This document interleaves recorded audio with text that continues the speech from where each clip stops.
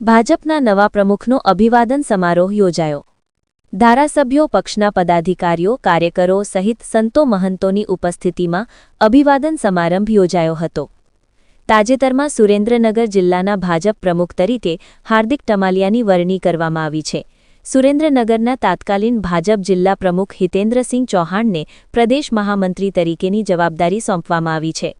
સુરેન્દ્રનગર જિલ્લા ભાજપ પ્રમુખની જગ્યા ખાલી હતી ત્યારે અત્યાર સુધીનું સુરેન્દ્રનગર જિલ્લા ભાજપ મહામંત્રી તરીકે ફરજ બજાવી રહેલા હાર્દિક ટમાલિયાને જિલ્લા પ્રમુખ તરીકે નિયુક્તિ આપવામાં આવી છે।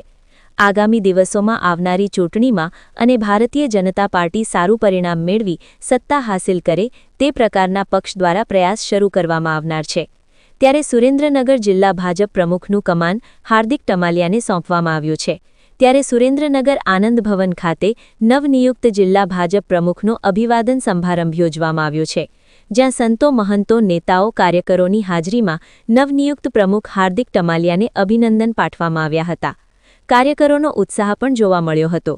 સુરેન્દ્રનગર સાંસદ, ધારાસભ્યો, પ્રદેશ મહામંત્રી સહિતના હોદ્દેદારો ઉપસ્થિત રહ્યા હતા અને નવનિયુક્ત પ્રમુખના અભિવાદન સમારંભમાં હાજરી આપી હતી અને શુભેચ્છાઓ અર્પણ કરવામાં આવી હતી।